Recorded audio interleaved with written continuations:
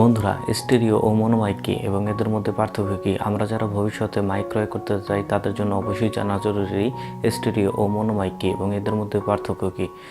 সুতরাং বন্ধুরা, এই ভিডিও দেখতে থাকুন। বন্ধু, আমি শাকিল মাহমুদ, টেকনোলজি বিডিতে আপনাকে স্বাগতম।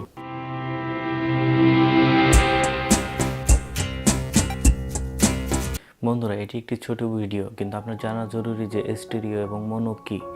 আপনি যদি কোনো মাইক ক্রয় করতে চান তাহলে অবশ্যই আপনি যাতে একটি সঠিক মাইক খুঁজে নিতে পারেন।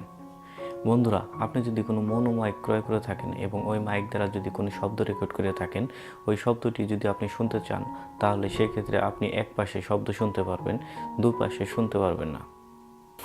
ধরে নিন বন্ধুরা, আপনি কোনো মনো মাইক দ্বারা শব্দ রেকর্ড করেছেন এবং ওই শব্দ আপনি শুনতে চান। সেক্ষেত্রে আপনি যদি হেডফোন লাগিয়ে আপনি শুনতে চান তাহলে এক পাশে শুনতে পারবেন, বা আপনি কোনো সাউন্ড বক্সে যদি শুনতে চান সেক্ষেত্রে আপনি এক পাশে সাউন্ডটা শুনতে পাবেন।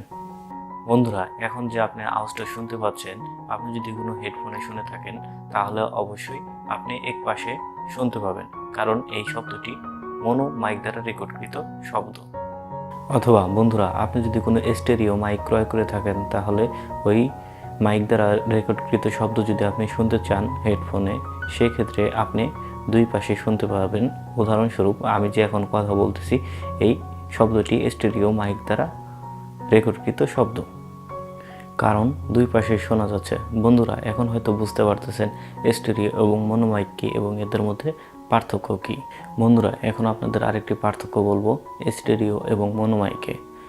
মনো মাইকটি অনেক সস্তা হয়ে থাকে এবং স্টেরিও মাইকটি তুলনামূলকভাবে অনেক দামি হয়ে থাকে।